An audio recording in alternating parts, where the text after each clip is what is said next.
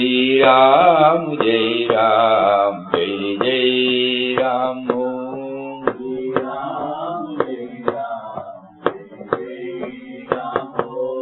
Shri Ram, Jai Ram, Jai Jai Ram. Om Shri Ram, Jai Ram, Jai Jai Ram. Hari Om to everybody. Yesterday we were elaborately dwelling on what?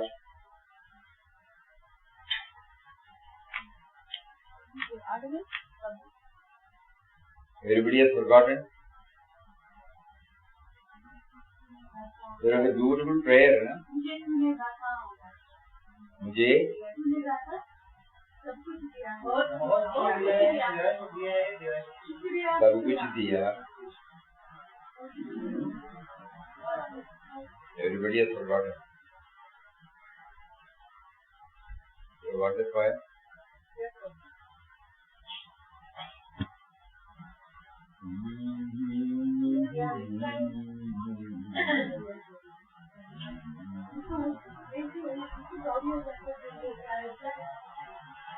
The instrumental cause for remembering this poem was Papa specifically said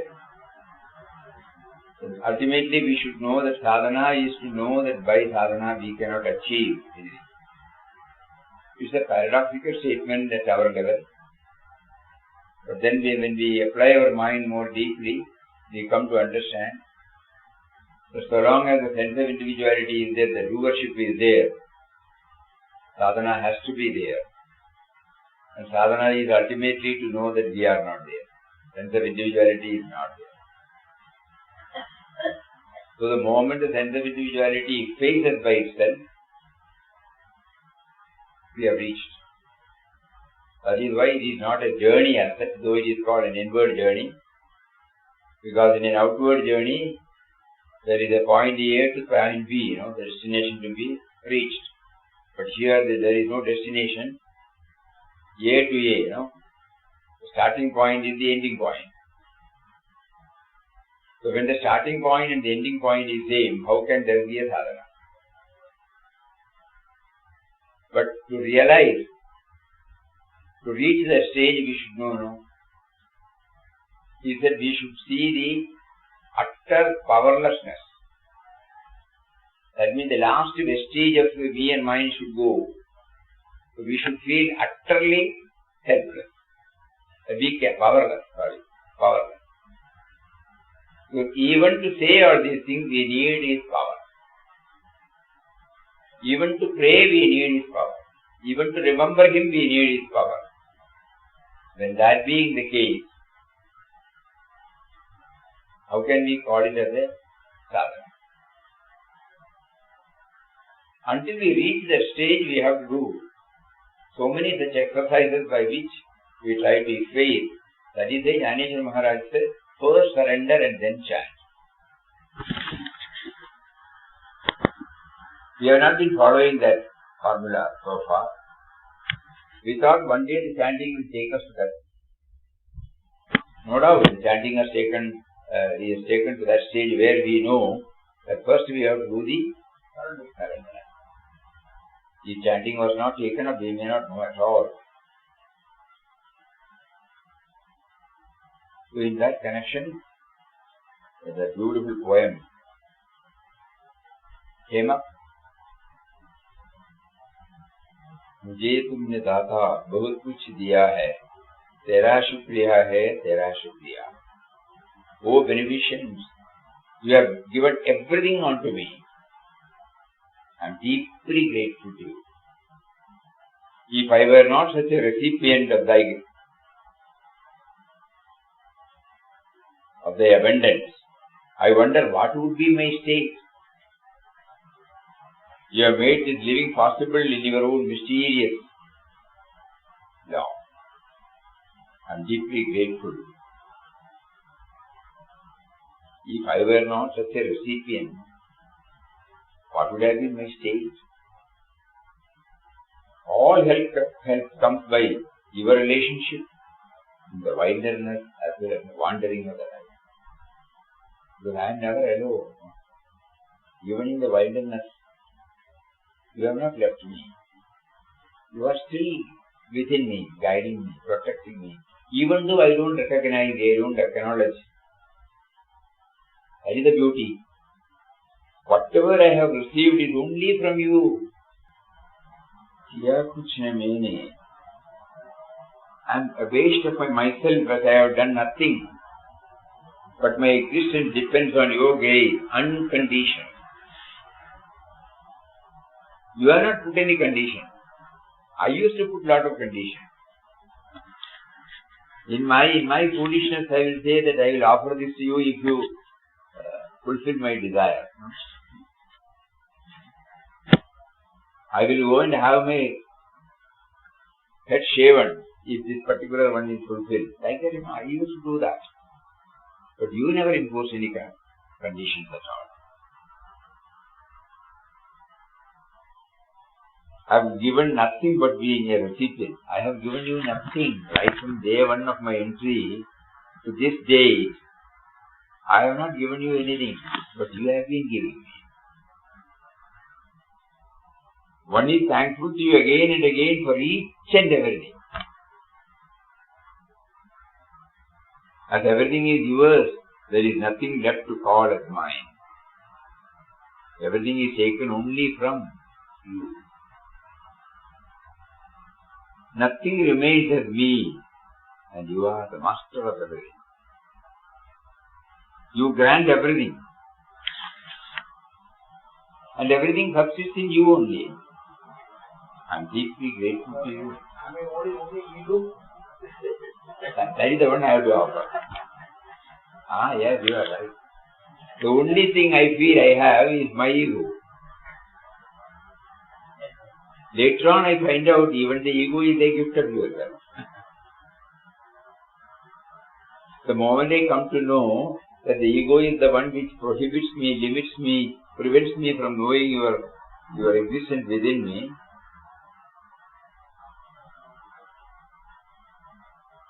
then I become according to Rameshwar Mahamsa, I become a pakka ego, not a kacha ego. For the sake of running this, for the sake of doing your duties, sense of individuality you have given to me. To work out your will as an instrument in your hands, you have given me a sense of individuality. See, the whole thing changes then. It is not the little me and mine, but it is the me and mine, no doubt, but as an instrument.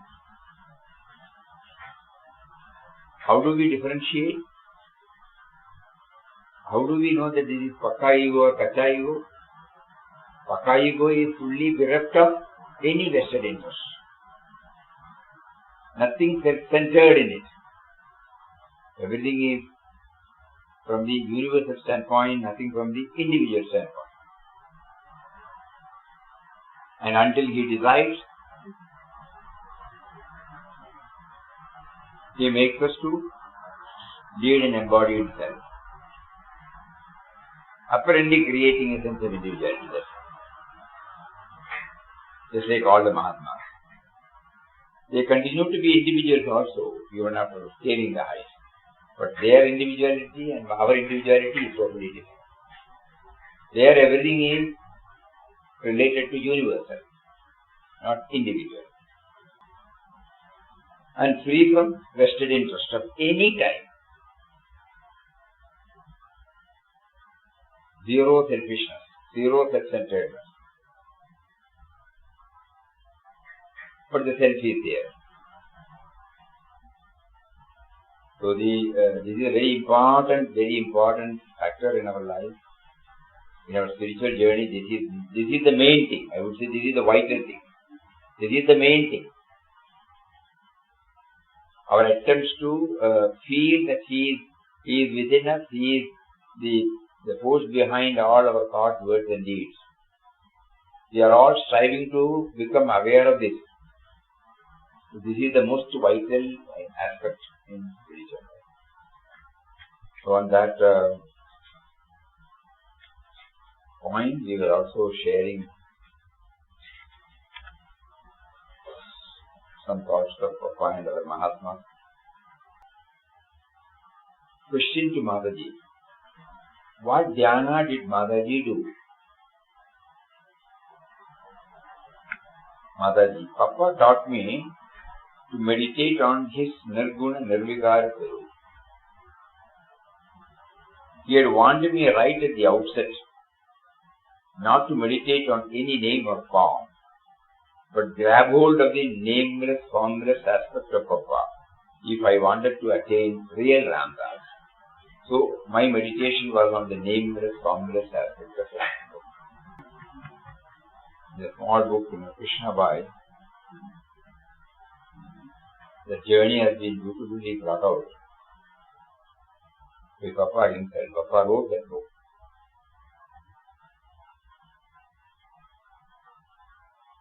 There she says, if you want to know the real Ramdas, that's the word he has used, you have to go beyond the name and form of this Ramdas. Real Ramdas means the indwelling spirit. Because Mataji refused to, or Mataji was time and again making it very clear that it was impossible for her to go beyond the name and form. She was so much attached to that form because that form inspired her, made her aware of the higher life, and she had developed so much love for that form, adoration for that form. It was difficult for her to get over it. So that is why when he knew that ordinary discipline will not help, though Papa very well knew that she was in such a state where, nothing mattered to her excepting realizing this. So one should be very careful in advising. But even there, Papa was very firm and strict. You will not see Ramdas. You will not do Namaskar to Ramdas. You will not garden Ramdas. You will not speak to Ramdas. Right? And she was asked to stay in Ramesh house. And from there, Mataji wrote. That was the biggest, she had the great reverence for Papa's form and words. So she did not want to violate that. At the same time, initially there were a lot of mental struggles. But she got over it. Because of her earnestness to know the real Ramdas.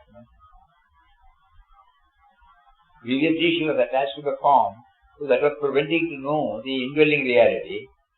Because only by realizing the indwelling reality one can have the universal vision. Otherwise it will be limited to that particular form, as we all do, When we go to a temple, when we go to an ashram, when we say our guru, it is limited, localized. We cannot see a guru, our guru in some form. We cannot see our Ishta in some form. Simple. So Mataji was asked to cross over that. And she did. She also wrote in the same way that there is no difference between you and me. Unless it is established, Krishna Bhai will not see you. She only asked permission whether she can spend the night in the mountains nearby, alone. So when that letter came, Papa immediately wrote back, you need not spend any your time in mountains, nor do you have to forsake your food. You can straight away come back. That is the background. So if I wanted to attain real Ramdas, so my meditation was on the nameless, formless aspect of Papa. Question: how did Mataji meditate on the Nirguna Nirvikara Papa? Mataji: I brought to my mind all his universal attributes, telling myself all the time, Papa, thou art eternal, infinite, birthless, deathless, the world beyond all name and form, and so on. In the beginning, such a thought used to come to me off and on. Later on, as my japa increased in intensity, the meditation on Papa's universal attributes became of longer duration until it became a permanent state. The indwelling and all-pervading reality, So when she sees a tree, she doesn't see the tree as such. She sees the tree as an expression of that power. That mysterious power which is the basis, origin of everything, which sustains everything and which removes everything.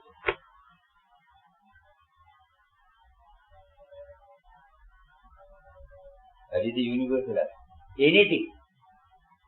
Anything that comes before her, to her, she was able to immediately see it not merely as an object, not merely as a person, not merely as a situation, but everything is a form of that mysterious power.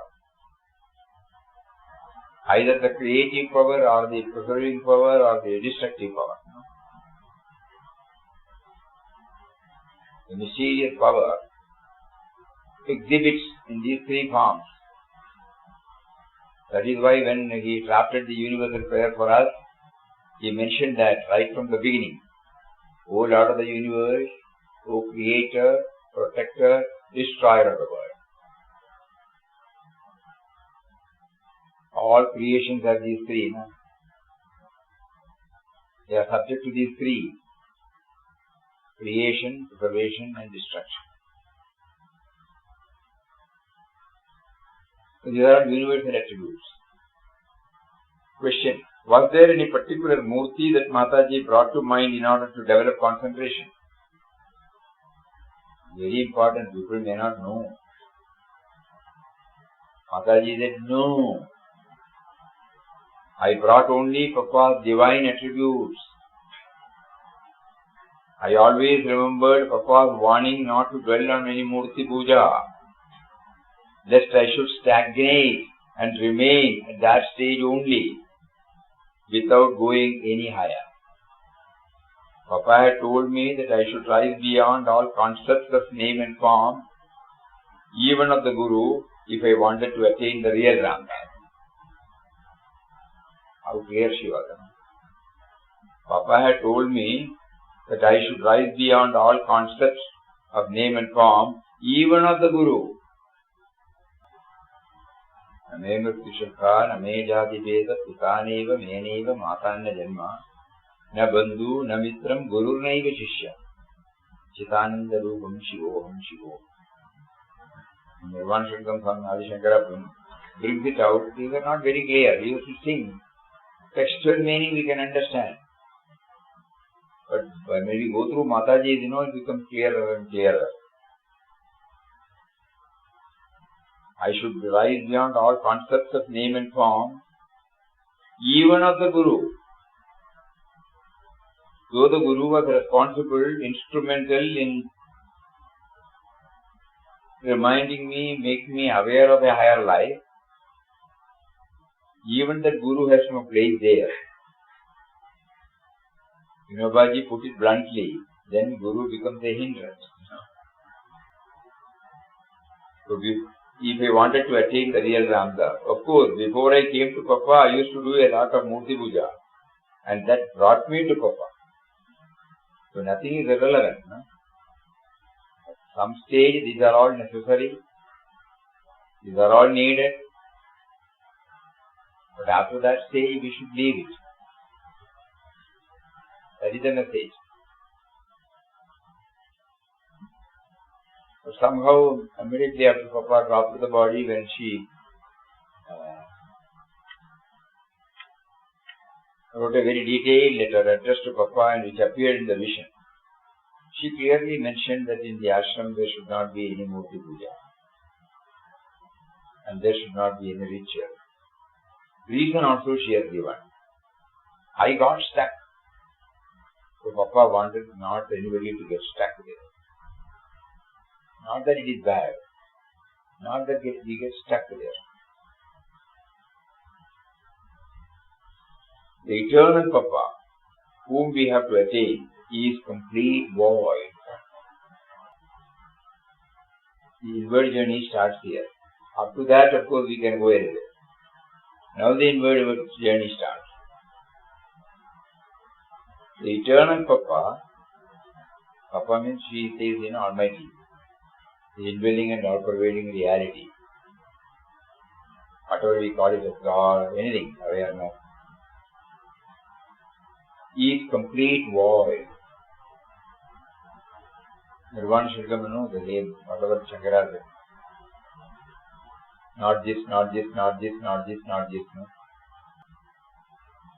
Void means we can easily understand that all the novables have been removed. Manobuddhi ahankara chittani na aham. Na dashrotra dikve na jagrana netre. Na javyoma bhumi na tejo na vayuhu. Chitananda rupam shivoham shivoham. The first stanza itself we have eliminated. Whatever I have heard, whatever I have seen, whatever I have thought, I am not that. Mano buddhi ahankara chittani na aham.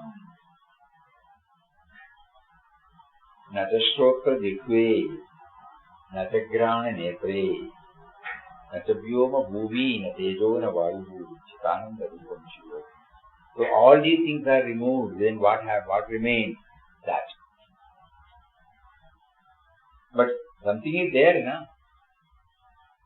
It is not nothing. It is everything. It is not nothing. That means we cannot localize, limit to any particular, but it is everything. Everything is in it.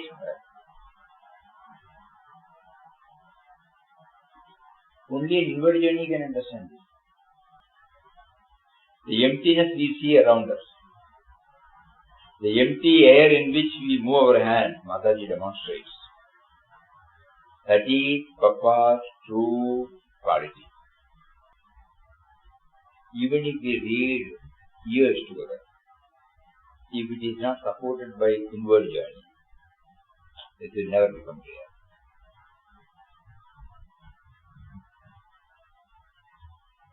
Eternal Papa whom we have to attain is complete void. The emptiness we see around us, the empty air in which we move our hands, that is Papa's true quality. To attain such a Papa, we have to completely efface our body consciousness. Our ego should get diluted and gradually cease to be. You must become utterly empty within. Empty of all body ideas, empty of all thinking processes. The mind itself should not be there. Papa had warned me that even attachment to one's own Guru could prove an obstruction to attaining the Guru's real and eternal being.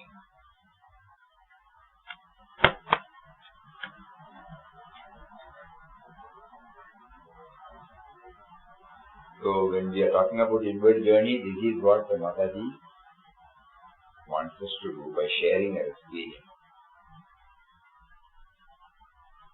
Day after tomorrow is her 32nd Mahasamadhi day. Every Samadhi day comes, every Jayanti day comes.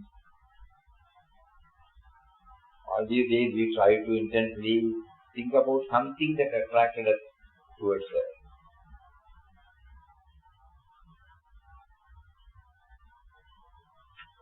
So now today she is giving us this food for thought. Her sadhana and how the inward journey played its part and what was the mental attitude, the approach.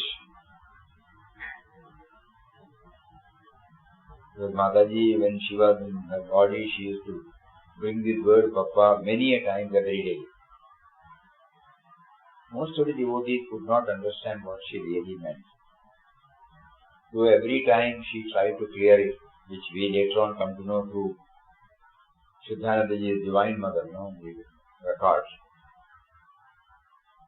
Everybody, when the moment the word Papa comes out from her, naturally our attention will go to the blissful form of Papa, never to the invading spirit. That is why nobody could understand this void also. Even Papa had not explained about great void like this. The space between the earth and the sky. Simple. The emptiness we see around us, the empty air in which we move our hands, that is Papa's true quality.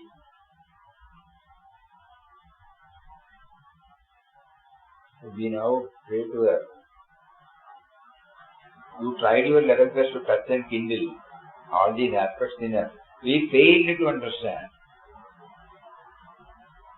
In spite of, as a mother, you also felt frustrated because we are not at all raising ourselves up to your expectation. Even when you said the word Deha Buddhi, Vishwa Buddhi, we couldn't understand. We took it as a textual meaning, and it happened. Not only for Mahatma. Mataji had said that, we cannot read. Because we are so much riveted to the Deha Buddhi, we cannot conceive of what is Vishwa Buddhi, Beyond the boundary we cannot go, the Deha Buddhi. She has been maintaining this. Whenever she see any pettiness, she will immediately, lose her temper, take that person into task. Not because of the so-called mistake. She was worried how long you are going to get yourself entangled in this individual chain. When are you thinking about the universal dimension?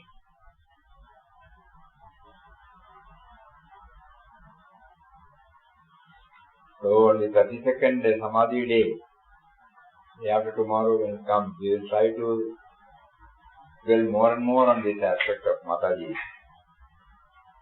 her sadhana days, and what she placed before us. Her life was an open book for us. We have to go through the entire pages. Whenever we come here, we see only one side of the page or one page. We will always say how loving she is, how she took care of us. All those things only, that page, that motherly relation. We were satisfied. We were very happy about it. But eternal mother, she was the mother of all. That aspect we did not. Now we know anybody who sees her, they feel they have a space in her heart. So we never thought how that she is also like a human being, like all of us. So how that heart can accommodate so many people. Everyone will feel, she is my mother. Everyone was a recipient of her motherly love. We never knew, because we know only affectional attachment, when somebody is kind to us, we become kind, we love them, that's all. That is the only level with which we could understand. We never thought how so many people have come, so many people go, but everyone carries the same. How is it possible?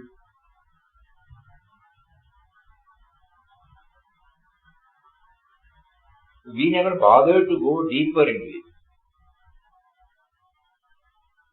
She was able to know because she knew the ultimate is complete void, where everything is in, where everything is in everything. God is there in everything. And she was able to understand, react, act, interact on that basis only. Universal standpoint. never on individual standpoint. So she is reminding us today,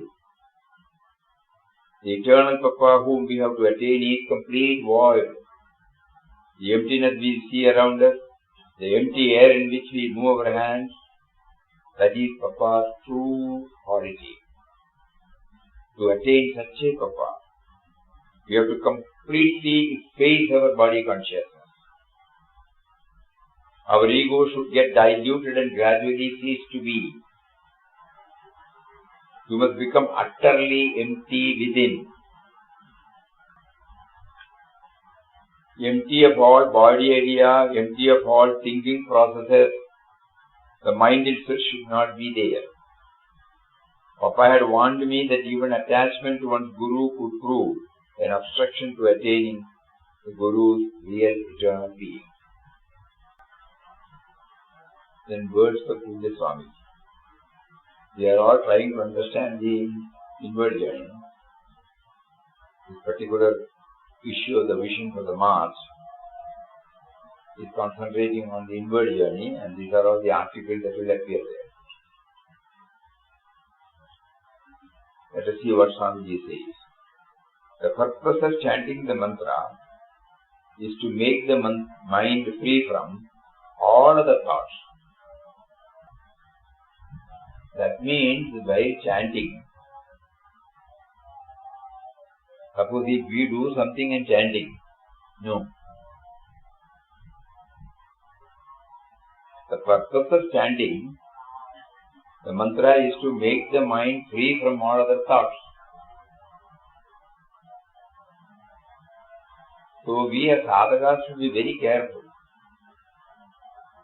When we have crossed the border, it's all right. Chanting can go on, anything can happen simultaneously.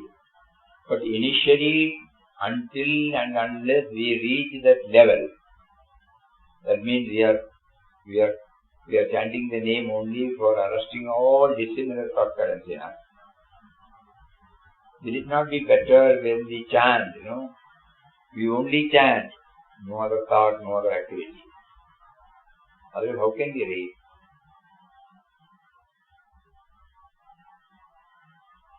When we do something and then chant, the importance of the chanting gets unknowingly diluted in our mind.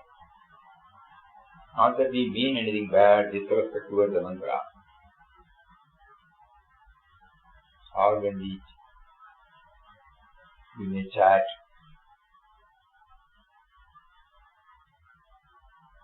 unknowingly we are disrespecting the mantra. Yeah. So when we chant, as far as possible, we should be become clear. The purpose of chanting the mantra is to make the mind free from all other thoughts. By constant practice, this is possible. Ultimately, the mind will be free from even the God thoughts and become still. One can judge one's progress by the kind of thoughts one gets and the frequency of such thoughts and the peace one is able to maintain.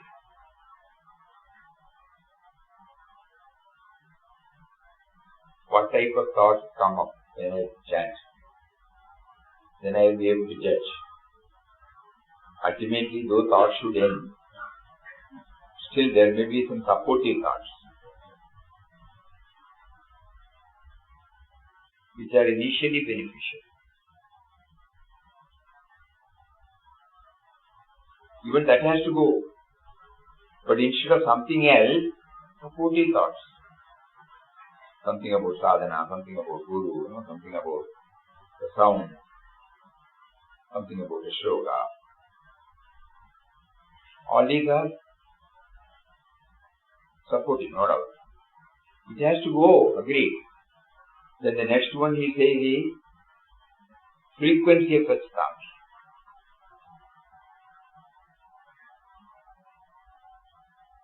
Whether the mind is dragged down to something else while chanting. The frequency of the supportive thoughts. And the peace one is able to maintain. So when you are concentrating on the Ajna center, the chanting of Ramnam may stop by itself as the mind becomes still. After a little while, if the mind loses its stillness, you can chant Ramnam again. This process may go on until the stillness is maintained for longer and longer periods. So from this, Swamiji wants us to think about the stillness, Nishchala Tattva. Is it helping me? Is Ramnam helping me to become aware of the space between the two letters, two sounds? This will be possible only by inward journey. So keenly observing, keenly chanting. When chanting the name, there are different methods for attaining concentration. Virat Papa used to concentrate on the sound of the name itself and was enjoying the bliss of Ramnam. Some others who want some form to concentrate upon have the form of the Ishtadevata before the mental vision or keep a picture in front of them and concentrate on that. Some others, while chanting the name, keep their mind on God as the all-pervading, nameless, formless, absolute existence that has manifested as the entire universe and is seated in everybody's heart.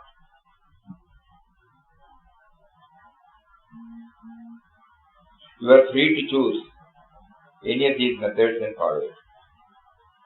Ultimately, the mind has to be taken beyond all names and forms to rest on the absolute existence. Since you need some form, you may choose to concentrate upon the form of your Guru or Ishtadevata and meditate on the same. What is important is to maintain God remembrance. If you are able to achieve that without sitting and doing bhajan, it is perfectly alright. In fact, singing and chanting are eventually to lead one to silent meditation.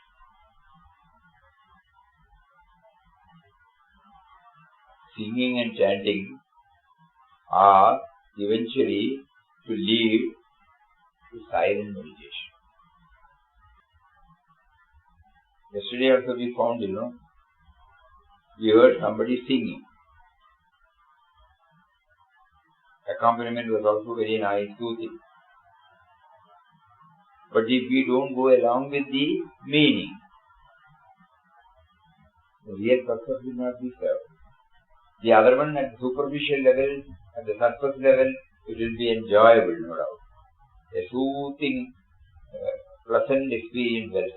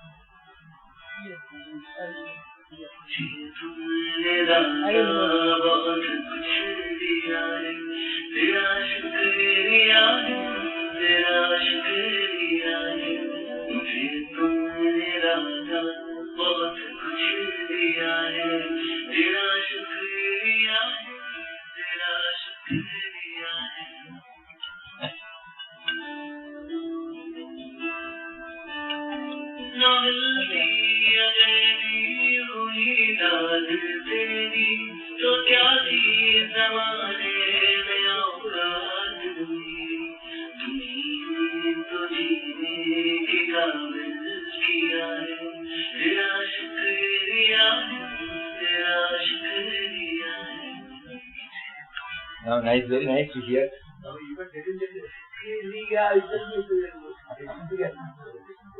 Not Shukriya. Because it has a sense in that you. It is soothing. I can't express. Everybody would like to hear once more. Huh? The way you use that word, yeah.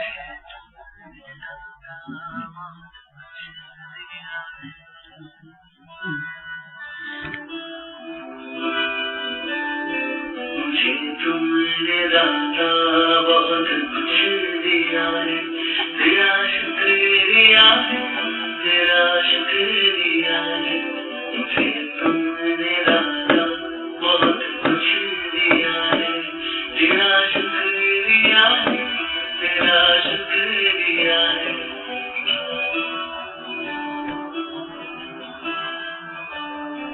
न मिलती अगर दी हुई दात तेरी, तो क्या थी ज़माने में औकात मेरी। तुमने तो जीने के काबिल किया है, तेरा शुक्रिया है, तेरा शुक्रिया है। मुझे तुमने दाता बहुत कुछ दिया है।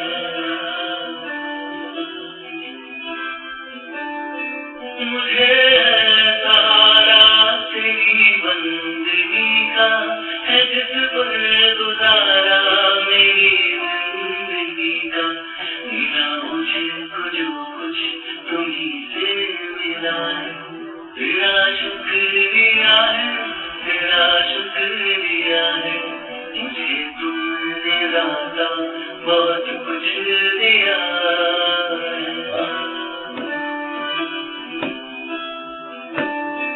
किया कुछ न मैंने शर्मसार हूँ मैं, तेरी रहमतों का तलबदार हूँ मैं। दिया कुछ नहीं बस जिया ही लिया है, तेरा शुक्रिया है, तेरा शुक्रिया है। मुझे तुमने दाता बहुत कुछ दिया है।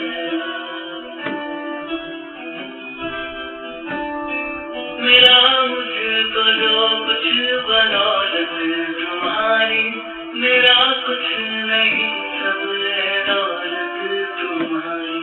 मुझे क्या कमी जो तेरा हो लिया है, तेरा शुक्रिया है, तेरा शुक्रिया है। मुझे तुमने दाता बहुत कुछ दिया है।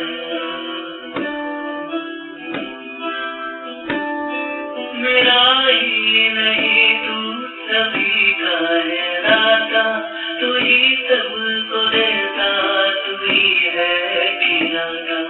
तेरा ही दिया मैंने खाया पिया है, तेरा शुक्रिया है, तेरा शुक्रिया है।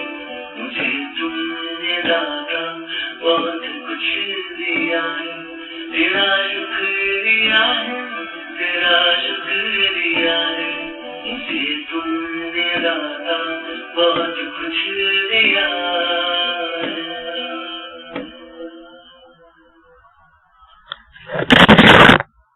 Of course, we don't feel monotony by hearing it again and again. It has got its own charmness, no doubt. But here,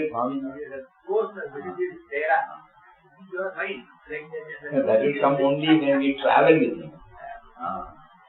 If we just hear the sound, the thematic, when we go along with the theme, then only real purpose, sustaining purpose, for which inward journey is there. So what attracts us first? When Manju forwarded this is from YouTube. Anybody can download. So when Manju said this is inspiring, and when we played it, it was so inspiring. Luckily he has given the meaning. Sentence by sentence he has given the English meaning. Then day for yesterday. That's why yesterday it was shared. So actually first we have not heard the song. We went through the whole, it was so inspiring. Almost in line with Thy Glory, almost in line. And then we knew that Papa brought it to our notice on the day for yesterday, because it seems, it gels with the topic which we are going to read.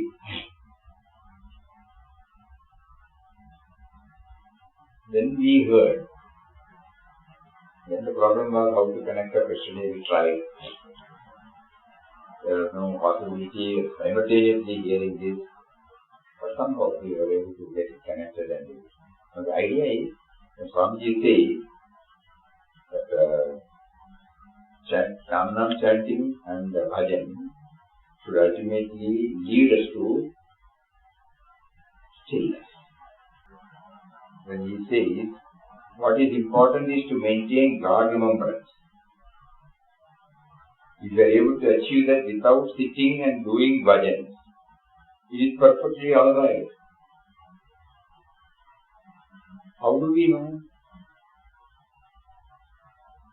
When we hear a bhajan, what happens to us? Suppose we come to know the meaning as well as the raga. What does it touch and kindle in us? We cannot explain. But suppose we contemplate upon that which has been touched and kindled, and then we say, beautiful, wonderful, all those words come out.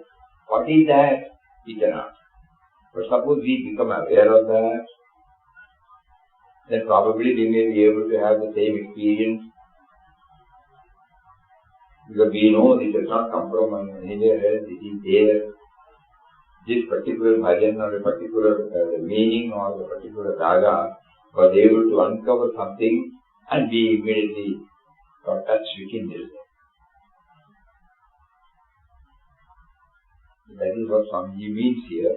What is important is to maintain God remembrance. If you are able to achieve that without sitting and doing bhajan, it is perfectly alright. In fact, singing and chanting are eventually to lead one to silent meditation. In fact, singing and chanting are eventually to lead one to silent meditation. One may get visions when the mind is attuned to God and is in Sattva-guna, whereas hallucination is the product of a disturbed mind. God is nameless, formless, attributeless. He has manifested himself or projected forth as the innumerable universes in which we are all included. To meditate on his nameless, formless, attributeless aspect is very difficult. Our rishis, who had experience of God and who were very compassionate, found that it would be easier for man to worship and meditate on God in his manifested form. So they personified with different powers in the manifestation, such as the power of creation as Brahma, the preservation as Vishnu, and the destruction as Shiva. They also were personified the other powers as gods and recommended worshipping them. Then came the avatar, direct essence of the supreme power like Rama, Krishna, etc. And also saints who realize their oneness with the Supreme Being. It must be understood that worship of any of the above form is worship of the Supreme Being itself. You need not have the fear that other gods will be angry if you worship only one. When worshipping any one form of the Supreme Being, bring to your mind that that form is also a symbol of the Supreme Being, and that you are really worshipping the Supreme Being through that symbol. Just like on 26th January and 15th August, we salute the national flag.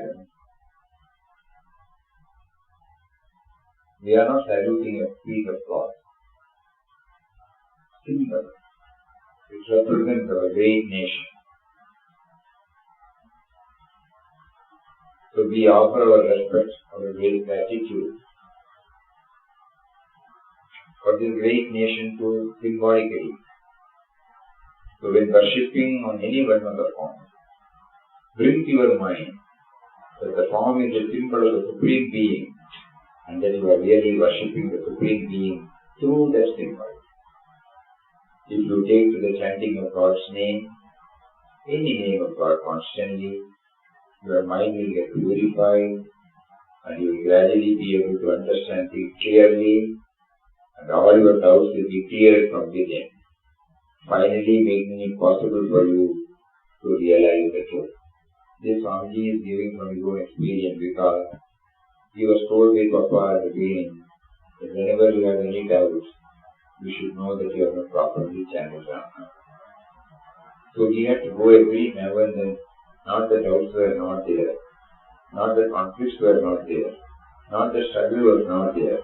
But every time when it came up, he struggled hard to find out how it came, why it came. That is why he says, if you take to the chanting of God's name constantly, your mind will get purified.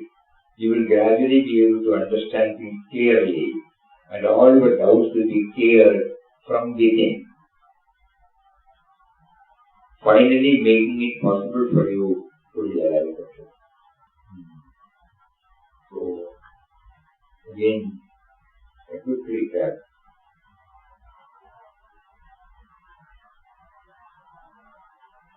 Papa said that the purpose of sadhana is to know that by sadhana we cannot attain anything. We get confused. Then it becomes clear to us the end of sadhana is the stoppage of sadhana where we feel totally helpless. I tried so many things. I have been chanting, I have been doing this, I have been doing that. I have been translating, I have been reading, I have been hearing, I have been meeting Mahatmas. I have visited so many places. I have done so many penances. But still, the mind is as restless as ever. So that means the sense of individuality, as long as the sense of individuality is there, I am doing sadhana, I will not be able to attain. So here I have been asked, God is making me to do sadhana. That is why we remember his words. As soon as his father came and saw, everybody thought Papa has gone off the mind. Something serious had happened in him. 20 to 22 hours he is just standing inside the room. And no thought of food, no thought of anything. So they thought, something seriously wrong. And father was asked to come. And when father came and saw him, he asked him, my son, what is happening? The first spontaneous reply was, God is making him to repeat his name.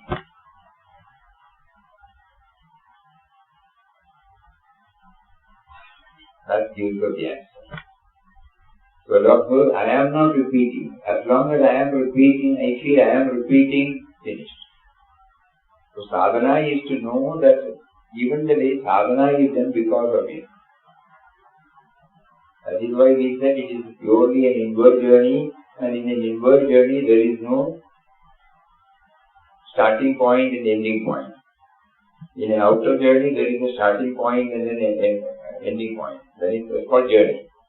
But here there is no starting point or ending point, both are same. If this is clear to us, to a very great extent the struggle will not be there. Every time when I feel I am doing it, oh, you are making me to do, but why should you give me the feeling that I am doing it? Immediately I will be pulled up.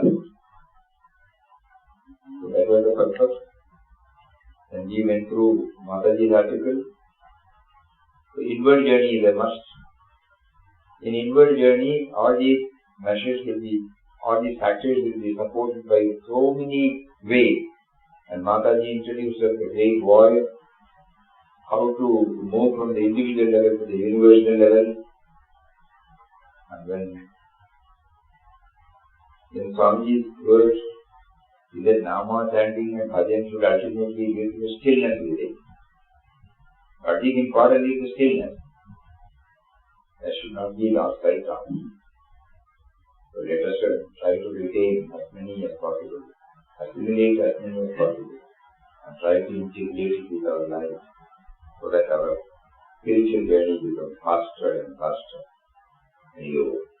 Om Shri Ram, Jai Ram, जय जय राम ओम श्री राम जय राम जय जय राम ओम श्री राम जय राम जय जय राम ओम श्री राम जय राम जय जय राम श्री राम जय राम जय जय राम ओम श्री राम जय राम जय जय राम ओम श्री राम जय राम जय जय